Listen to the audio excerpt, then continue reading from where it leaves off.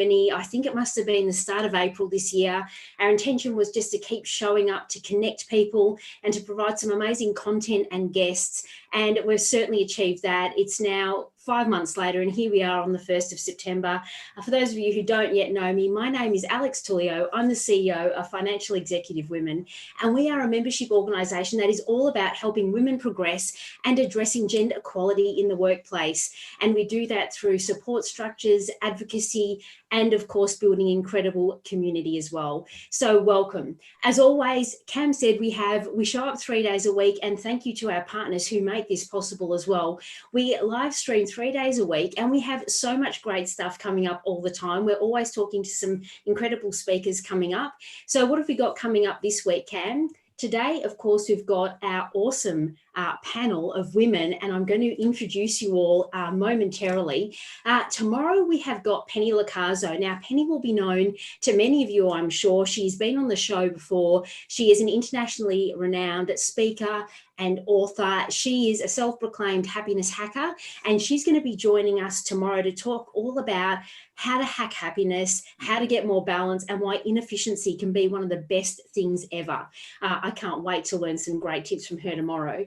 And then, of course, Thursday, we've got a very special guest on Thursday. Connie McKeag is one of the advisory board members for Few and a long-term supporter. She is also an incredibly impressive woman, businesswoman. She's the managing director of One View Group and an independent director.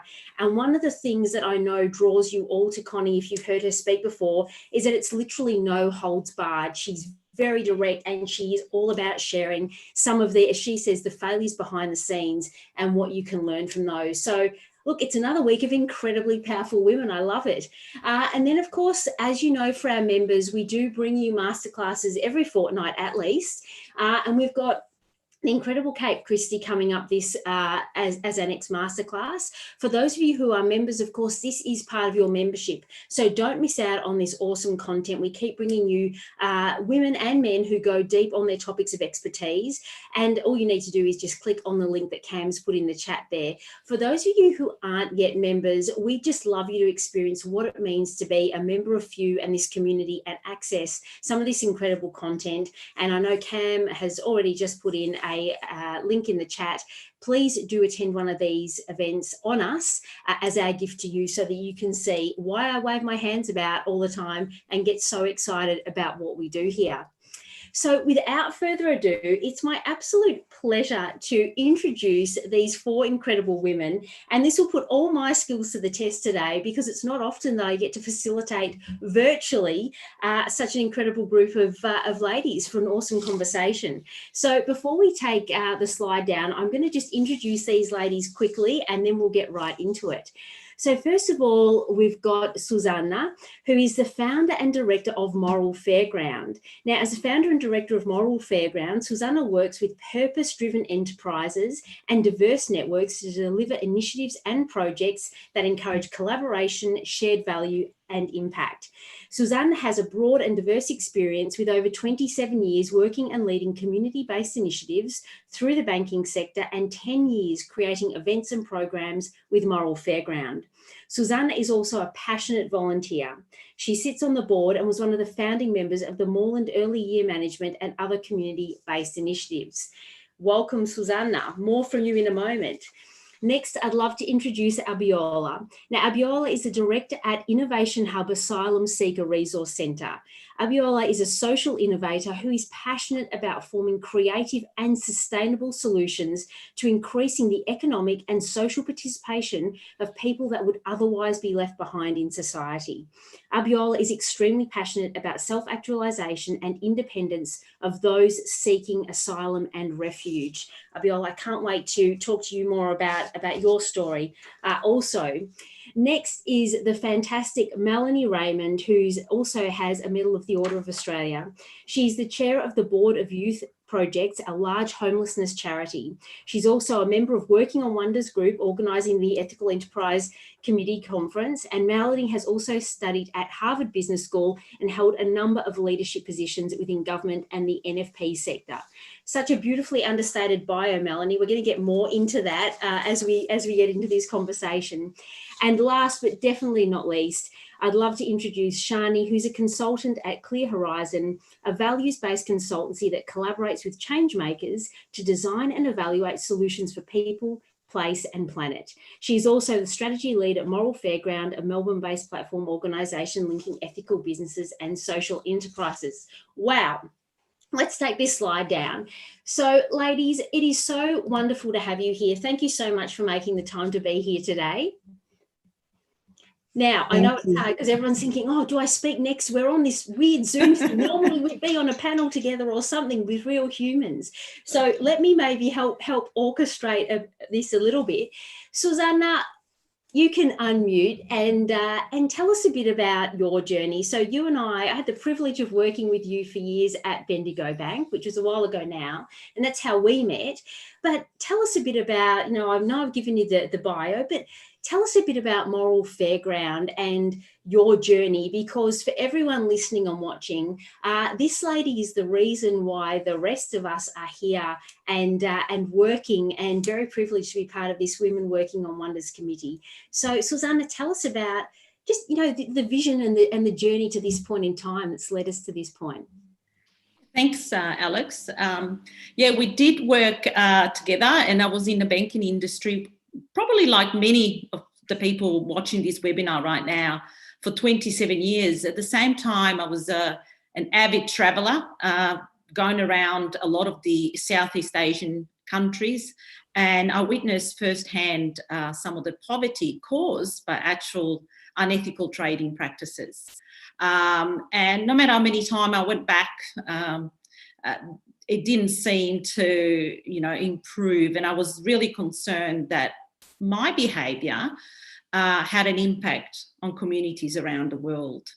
And the more I looked into it, I realised that, not everyone was treated equally, that even though we're equally important down the supply chain, there's a lot of disparity that exists between, from the farmers to the end consumer. And that drove me to think about, is there a better way for business to be doing business so the impact is positive on society and planet and people? Would that be a better future for everybody? And that's when I started my journey. I started looking at the various models that exist. I started looking at how business can be a catalyst for positive change. And I wanted to create a place where these enterprises could come together and voice their opinions about these issues, to share what they believe was important. And so I created Moral Fairground. The idea was, let's create some events, some programs, some activity that allows for businesses that are impactful to have a voice, but also to push for some change, to say there is a better way of doing things. And that started 10 years ago. I had no experience in this space. It was really just a bit of really driven by passion, and it was my passion, and it still is for over 10 years now. And again, you are also beautifully understated, because, it's one thing to say, so look, I just jumped in, so this is no small undertaking, not to mention that, you were working full time and had a full life. And this was kind of just this passion, well, not just, this was a passion project, but on the side until a couple of years ago. So what's the journey been? Because I'm really curious, and we'll get the other ladies talking about this as well, but what have you seen really as Moral Fairground's grown up and you've had more and more events and you're attracting, it's a very entrepreneurial space that you attract as well. What have you seen change? Is the conversation, is there a bigger conversation about being able to do business ethically and sustainably? Like what have you seen change over the years? Look, definitely. In 2009, when we started, this was a very new conversation. Social enterprise didn't exist. The social enterprise model was sort of very new. The B Corp model didn't exist. Fair trade was only 5 years in Australia. So there was all these different models coming up. And the conversation, in Australia now we've got 20,000 social enterprise, if not more. Yes, the conversation has shifted, things have improved, but there's still a lot of work to be done. I feel often that when situations like now, COVID, for example, sustainability, social, it's put at the back. It's not really important anymore. People don't focus on it anymore. These conversations need to happen, and then there needs to be action. And often what I see is that there's a lot of smaller enterprises doing great things, but being small, your impact is also small. Of course, you can have massive impact as a small enterprise, but we could have better impact, better results if we had more focus from the large corporates as well. Taking these things seriously, not as something you do on the side to fulfill your corporate social responsibility tick, but what is your value? What are the values and how you're going to drive that change through the organization? Because there's no other way of doing business. I mean, if we really want a sustainable planet, social issues to be resolved, which results in a much better community and also more profitable businesses down the track, then we need to look at business and changing business models that way. So I've seen some change, but I think there's still a lot of work to be done. Long way to go, and I love it. We're going to keep talking more about this. Before I go to the other ladies, give us a bit of a what was behind the Women Working in Wonders committee? Because this was a very, very deliberate theme for this year. Yes. Well, we every year we put together the way we work at Moral Fairground. It's I don't make the decisions on how things go. We pretty much collaborate with different people. So we bring different people together to voice their opinion on what they want to see on some of the programs that we run. And so we've been working on Wonders. We wanted to do something different about the conference, about reshaping the impact economy, rethinking, resetting, rebooting. And I thought perhaps if we brought people from a very diverse background with different opinions and different views, that we can create an event that is really meaningful and that can potentially has impact across those communities which those people represent. And so that's where Women Working on Wonders came about. We created the committee of 10 wonderful women, and we're working through the one event that we do every year, which is the conference, and we hope that it will reflect, that you'll see that that's whatever, these women, the recommendations, how we work together is reflected in the conference. Beautiful. Thank you. I'm going to come back to you. Abiola, I'm going to go to you next. Welcome. Thank you so much for being here. Thanks for having me. Pleasure. So give us a bit about, I guess there's a couple of things that I'd like for you to share a bit of your story and your journey as well, and then talk about the relevance of being involved in this amazing committee and the Ethical Enterprise Conference as well. But first, share with us what's your day job, like what's your passion and your purpose that's led you to that point. Thank you, Alex. I think my current role is with the Asylum Seeker Resource Center as the director of the Innovation Hub. The Innovation Hub exists to support people seeking asylum to foster their journey to thriving. And we know journeys have got different lengths to it and different ways of navigating it, and really important for someone like myself that is leading such a team to be really across so many areas when it comes to people's journey, particularly the critical junctions where they really foster and concentrate their effort and expertise and support in that area. So personally, myself, I'm originally from Nigeria. I migrated to Australia in 2008. I've really seen firsthand myself of navigating such journeys. Journey to thriving can be narrow, can be lonely, and can be isolating as well. I think when Susana spoke to me about joining the Women Working Wonders, it was really fascinating for me to sit with her because I really wanted to know where she's coming from and why she thinks diversity is an important element to really bring in different thoughts, expertise, and leadership to the fostering the conference of 2020. So that's really how I became part of this. But as an organization, I think the Asylum Seeker Resource Center really is an organization of value-based.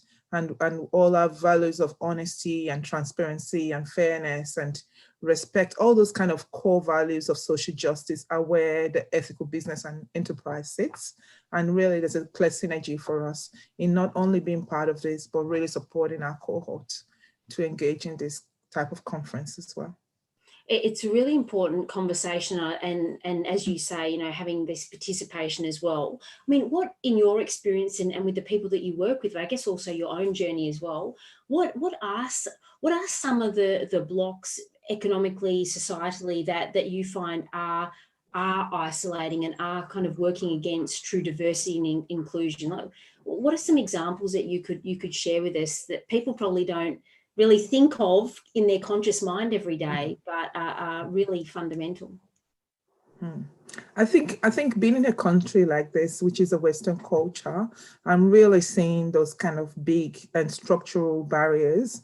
It's really invisible to so many people, especially when you're a person of privilege and you have no insight to those kind of contexts that some people might be coming from, whether they're refugees, early migrants, or new arrivals. But I think some of the clear examples are really being able to have a support system, a network, which a conference like this can provide, a community that can support you and be there for you, and really create that inclusive participation where you can be able to not only learn, but also share some of your expertise and some of the challenges that you might have with getting a business off the ground, establishing a thriving business, or even customer acquisition or other things that might be required to really get the business up and running.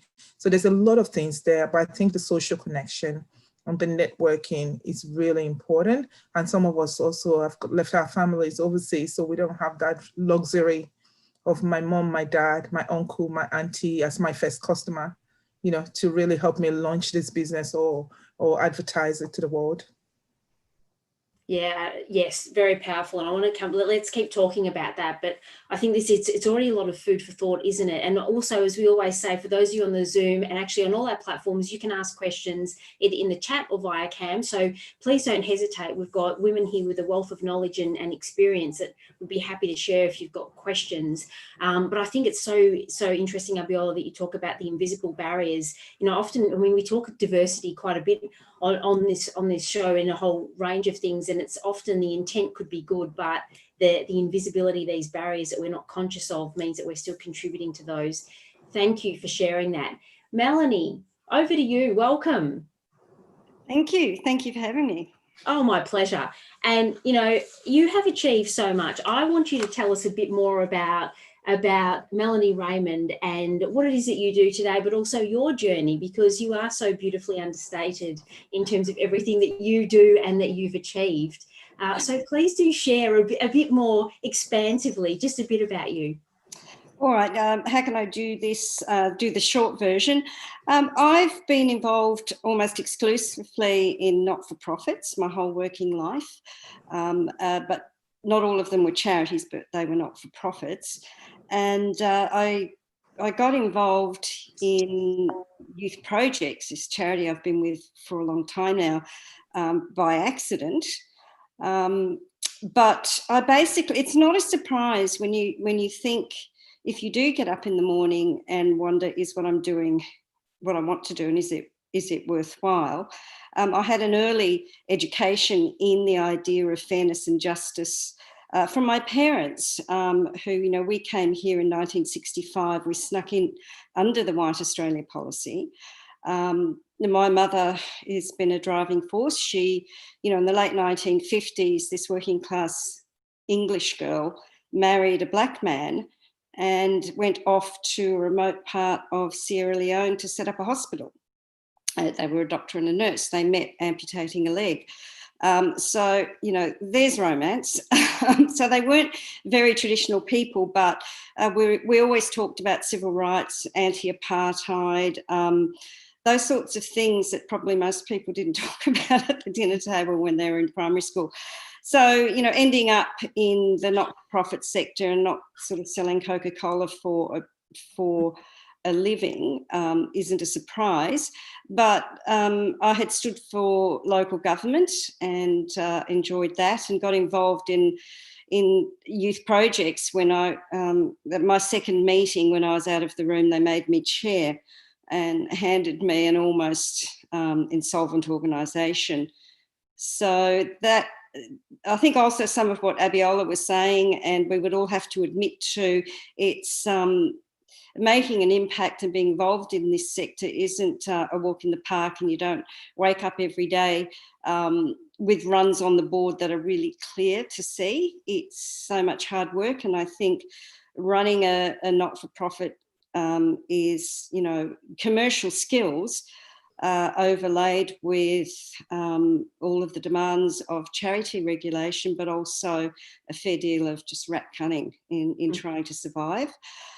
So my background, having had some exposure to business management and working in the not-for-profit sector, and understanding that we actually care very much about a thing called surplus, was a good background. But it's basically what I've been doing, and been involved in government task forces and advisory committees and things along the way, which is how I've got to here, chairing a range of different boards, infrastructure projects, but I've always taken the view that I'm not scared to make an idiot of myself. And when you do that, you will walk through any door and see where it leads you. And I think every time I've had a go at something, I've really said to myself, what's the worst that can happen? So it has enabled me to take, you know, a lot of opportunities. Sometimes I feel like just because I turned up. It might be more than that, but it really has been a hallmark of a fairly unplanned career. I did want to go back to something both Susie and Abiola talked about, and I think that the not-for-profit sector, both particularly philanthropy and in charities, lack diversity, incredibly so. The statistics are not good. There are almost no people of migrant backgrounds in leadership positions in most areas of philanthropy and the charity sector. And nobody wants to talk about that.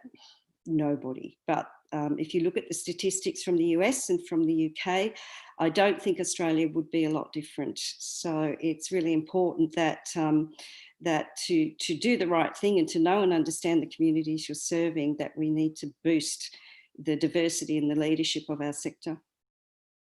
No, absolutely. What do you think is the block there?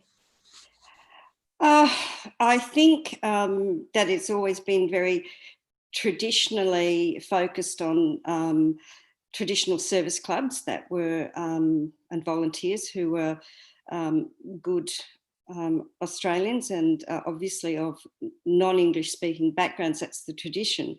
But I also think there is no good reason. I can't find an excuse for why, if you go to a philanthropic event, there are no brown faces in the room. I can't give you a nice answer to that.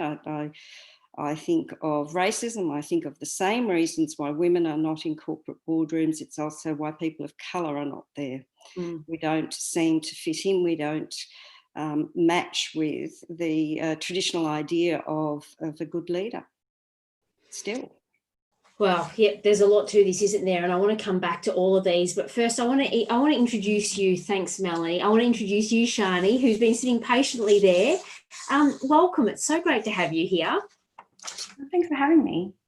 Pleasure. So like with the other ladies, tell us a bit about a similar thing. I mean, we'd love to know a bit more about you, and I know that you're super passionate about collaborative change making amongst other things.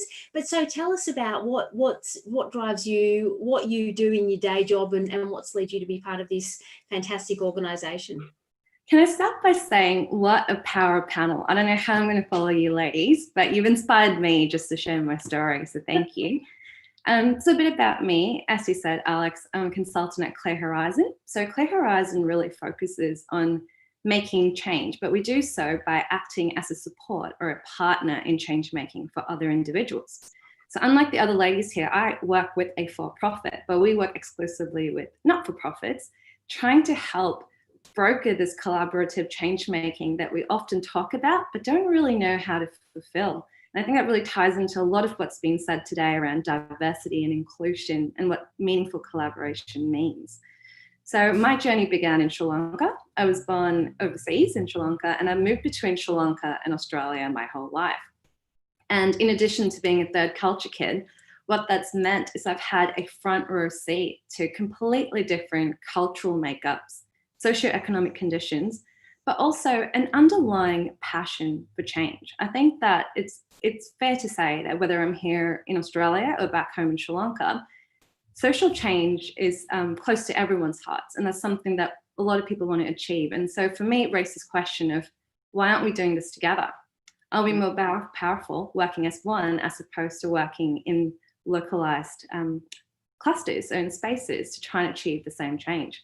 Having said that, at the very same time, it became immediately apparent to me that across the world, there are so many people who have the will, the passion, and the capability to make change. But often what they're lacking is capacity and influence. And so for me, collaboration is also about inclusive collaboration, having the right people at the table, similar to what Melanie said, seeing the right faces, the right diversity of faces, and understanding that inclusion is at the heart of any positive change-making experience. I mean, they're big topics, aren't they? And, you know, half an hour on a show like this just doesn't even start to do justice to some of these underlying themes about why we're all here. Thanks so much, Shani, for sharing that. We've got a couple of questions. So none of you are backward in coming forward. So I'm just going to throw it open and any of you can answer this. But thanks for asking, Deborah. So Deborah's saying, so can we go back to what's the actual overarching objective of women working on wonders? Who wants to go first in talking to that? I know, Susana, you introduced a bit of kind of the genesis, but who wants to answer that more fully?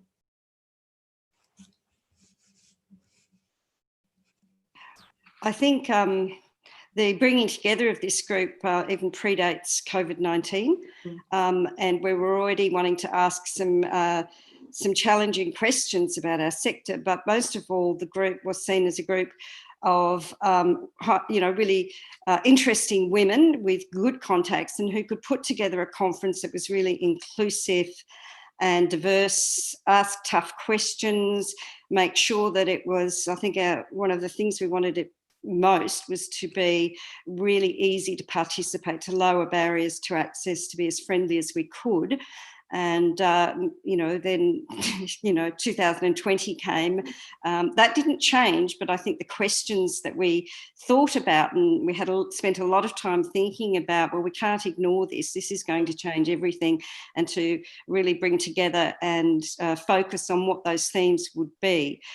So I think it was a great timely bringing together of women, even though we were going to do it anyway. It just heightened the sense of the importance of what we needed to do in making sure our voices are heard, diverse voices are heard as we go through, I think, a real, changed thinking as we move forward in whatever a post-COVID economy might look like.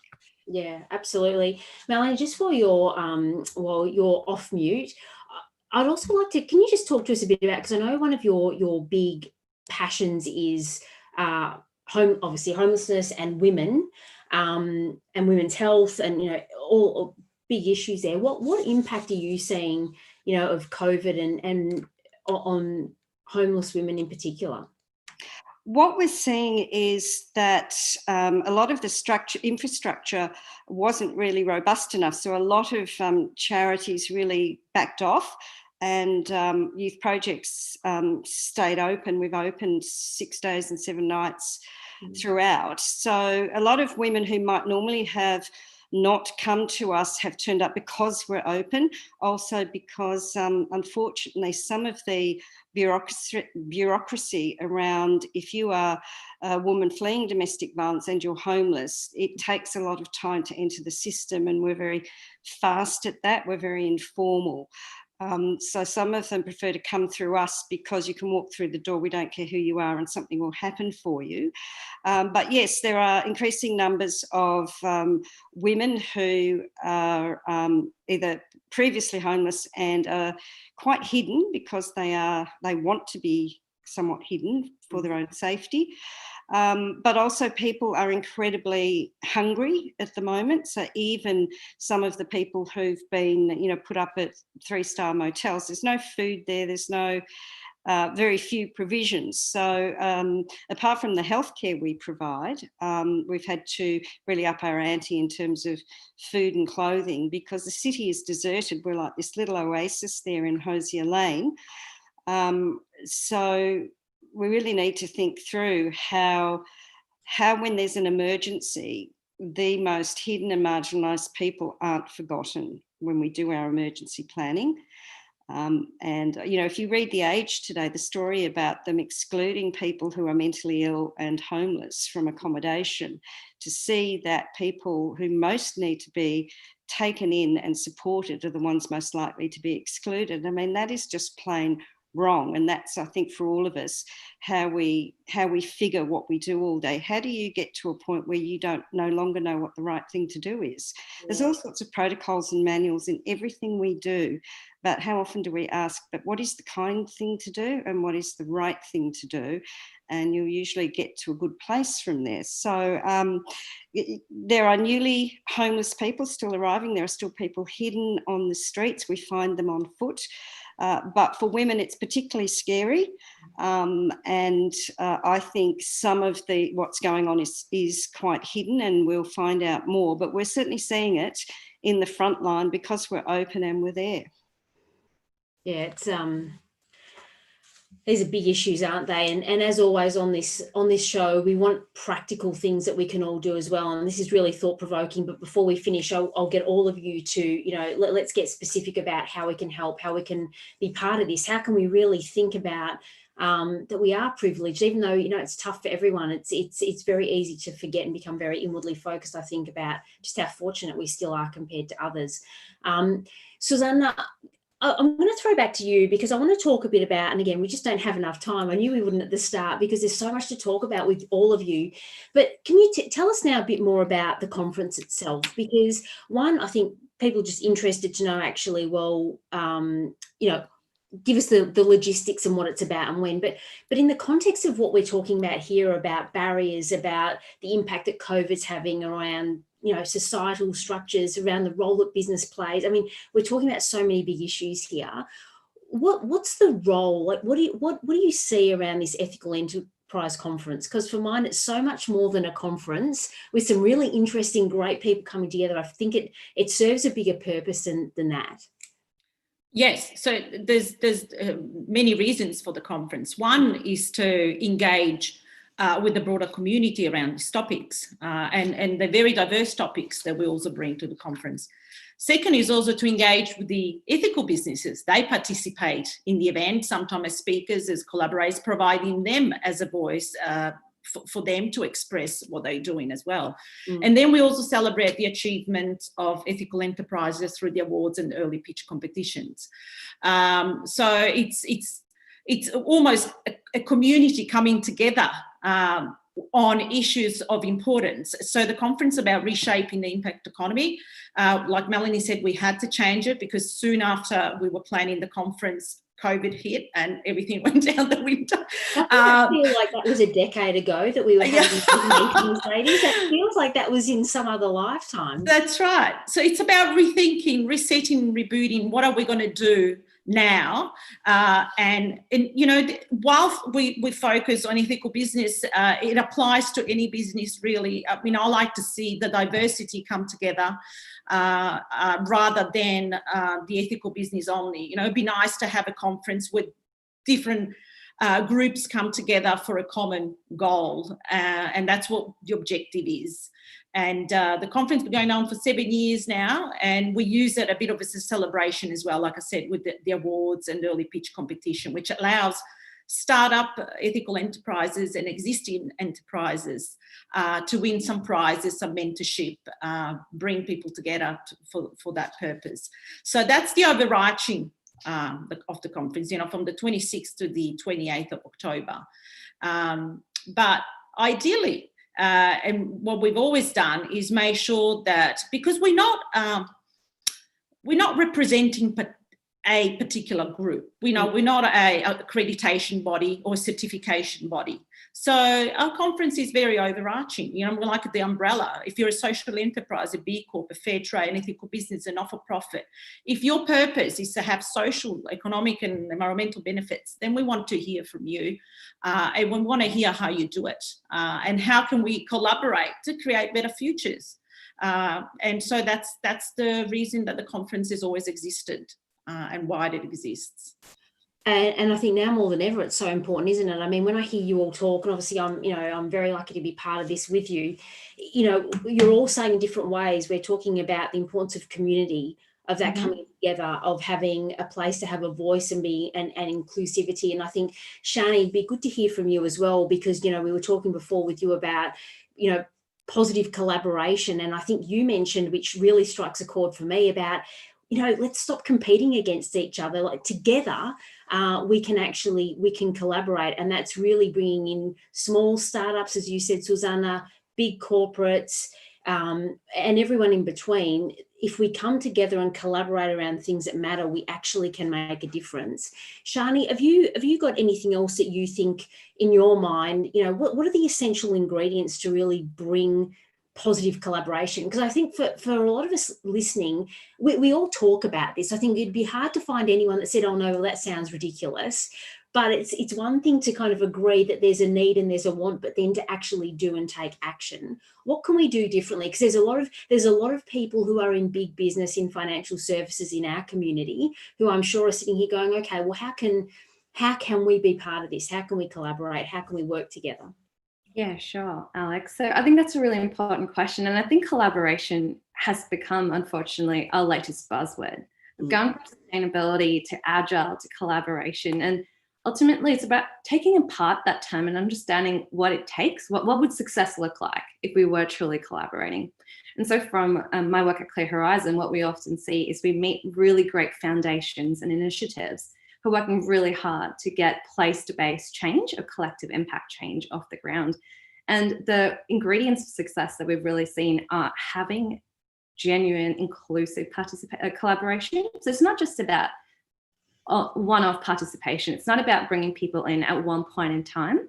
If you want to truly represent a cause, it's about working with and not for the community of the beneficiaries that, you know, you expect to make change for. And it really goes back to what Melanie was saying earlier, and Abiola as well. It's about having everyone at the table, and we're not seeing that right now. So yes, so the first part of it is definitely genuine collaboration and having everyone at the table from the get-go.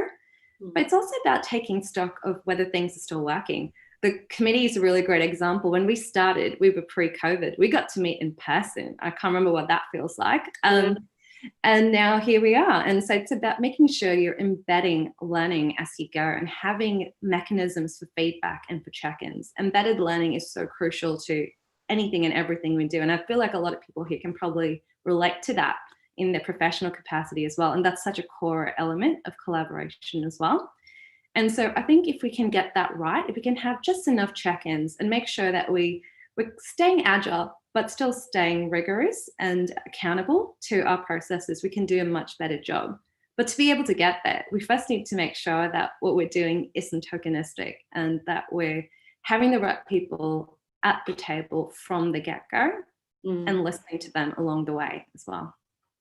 And it's something I think we all have to keep working at, to keep bringing that lens back, because a lot of time this is not a deliberate, I think most people don't set out to be tokenistic, but you know that there's so many layers. Abiola, you're nodding away, and I've actually got a question for you as well, which is Irene, thanks for asking. Keen to hear from Abiola how she breaks through these invisible barriers, and of course anything else that you would like to comment on as well. Thank you. I think it's a very long road. I feel like I'm 70 years old by the time I think about all the things I've been through in my life and the wealth of knowledge and learnings that have been acquired over time. I would say in terms of making those invisible visible, and it's really about sometimes making yourself increasing your level of vulnerability, you know, like the emotional vulnerability, the invisibility, whatever you say, is about being deliberate and intentional about changing those. So how I've done it personally for myself is to make sure that, just like Melanie was saying before, I really resonated with that, which is really just being part of a discussion, making yourself being part of the room. I could be 1 out of 100, which creates its own an unnecessary level of attention and things as well. So it creates that kind of sense of discomfort when you're in spaces like that. But really, it also brings a lot of comfort that you're not left out of a discussion, that you're not excluded in discussions. Like Shani was saying before, and I would relate that to a quote, which is nothing for us without us. You know, we can't be making decisions and discussions about people when they are not even there to input their own voices in it as well. So that's one of the things I've tried to do. I've been quite deliberate about making sure that I'm making myself visible and giving myself the opportunity and embracing every opportunity as well that comes my way to make those to start to erode some of those invisibility or the barriers or the things. But from the context of the Innovation Hub and the work we do with people seeking asylum, I think it's really important that as our organization is part of discussions like this and unlocking some of those opportunities for our people to be part of this discussion and using our networks, our relationships, and the people that we come across all different aspects of thriving or journey to really bring opportunities to our people and help them to reach those and kind of bridge the gap in some way. So it's about having joint up thinking, which we're doing through the Women Working Wonders, which I'm really excited about, and using those joint up thinking to really unlock some opportunities for people that may otherwise not be on the table to represent themselves.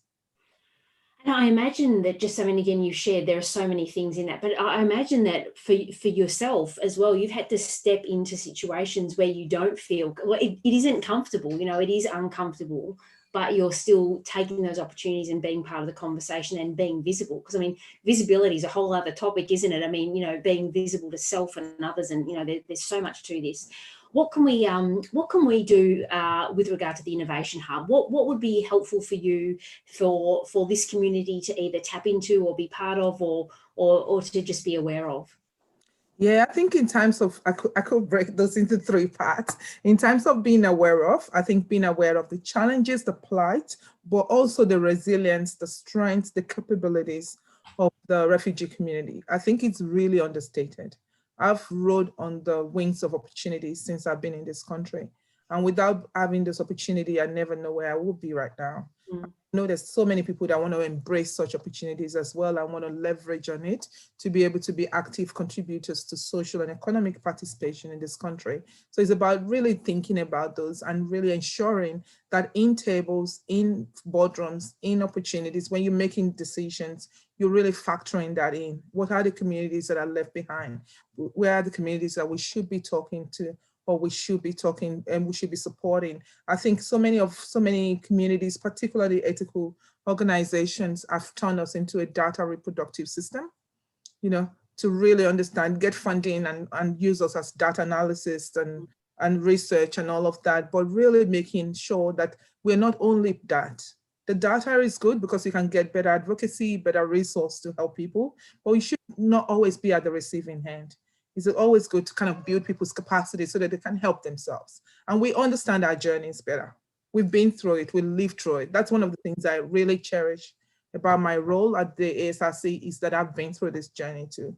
I've walked the walk, I understand it. I have deep sense of understanding and awareness of what people are going through. And those are very rich to really changing the course of action, to really changing policy reform, to really changing the way we say things. So I think those kind of inclusive climates cannot be underestimated. And I think participation should go beyond what we're talking about in terms of panel. You know, we want someone in a Black person or a brown person in a speaker, and we want 2 people and 2 people in panelists. I think it should go beyond that. I'm talking about really intentional participation.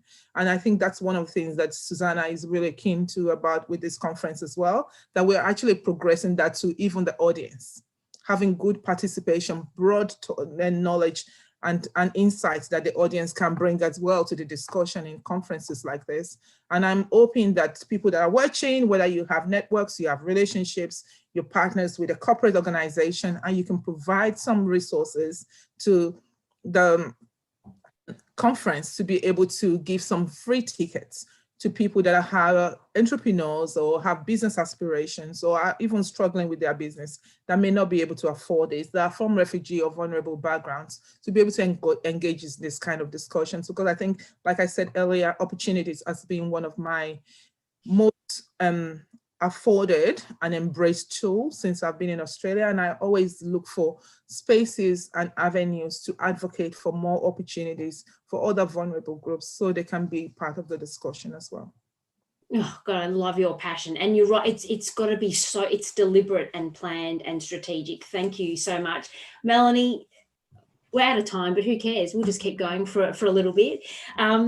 First of all, I love one of the quotes that you say is that well-behaved women rarely make history. I think I'm going to get a t-shirt made up with that. I really like that. I think we should all have one. But that would sum things up for a lot of us. The onus on us to be well behaved, and then nothing changes. So that's why I particularly like that saying, and to keep that in your mind about, when people are trying to silence you, you're on the right track, aren't you? I just wanted to, Alex, if I could, on the issue of impact, to just say that, be very mindful about who the beneficiary is when you're trying to help out a cause. And I think the conference is one of the places that will help people's thinking, particularly if you're in a commercial environment, you have an adopted charity, or you want your workforce to do more. But your organisation doesn't have to find the missing piece of the puzzle to homelessness. And quite frankly, most of it's been well diagnosed. So when you talk about impact, there is opportunity to make impact in small ways, and to understand that this quest for new and different isn't necessarily useful, that we're launching rockets that, sometimes we know won't work, but it's what the donor wants.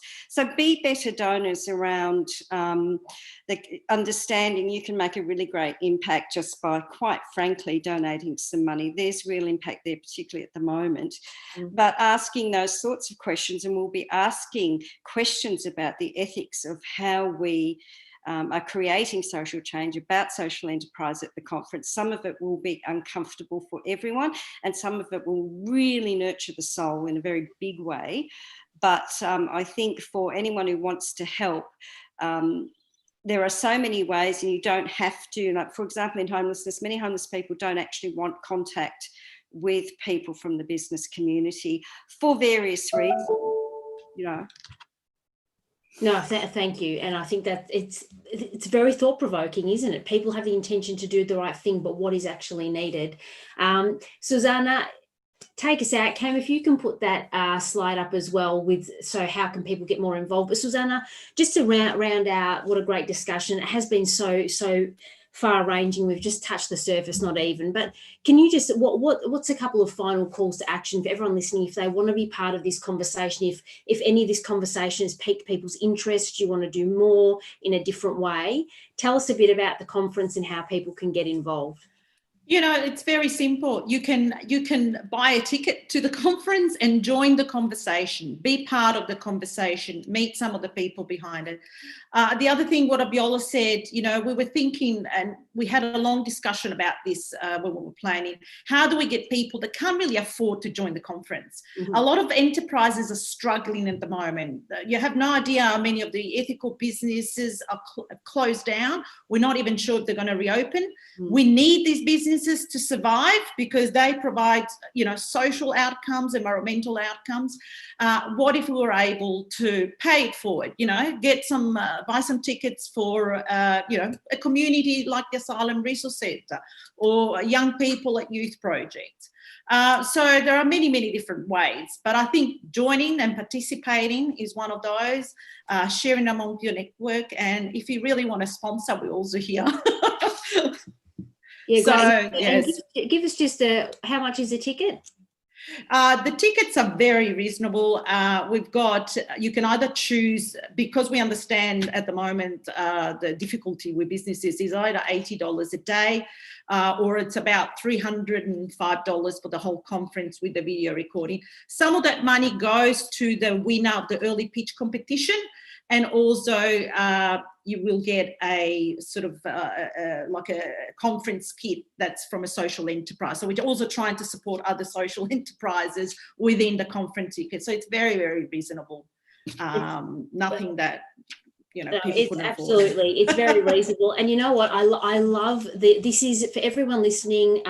Please do buy a ticket, do come along, but I also love the idea of sponsoring someone else who can't afford but would really benefit. Yeah. These are businesses that are doing real good, that are passionate, that can make a difference, that need some help and infrastructure, and part of this community as well. Ladies, thank you so much. I feel like we could easily talk for another hour, so you know, we can make that happen. But thank you. Incredibly proud to be part of this with you all, and for your hard work and dedication for this program. Thank you everyone for being here with us, and please do come along to the conference as well. What were the dates again, Susana? 26th to the 28th of October? That's right, 26th to the 28th, Monday to Wednesday. So, beautiful. And it's going to be great. I know that for a fact. So thank you, everyone. And thank you, ladies. Susana, Melanie, Shani, and Abiola, thank you so much for sharing today. And everyone, we'll be back tomorrow with another fantastic Few Connect live episode with the incredible Penny Lacazo, all about hacking happiness. See you there. Thanks for being part of this. See you soon. Bye.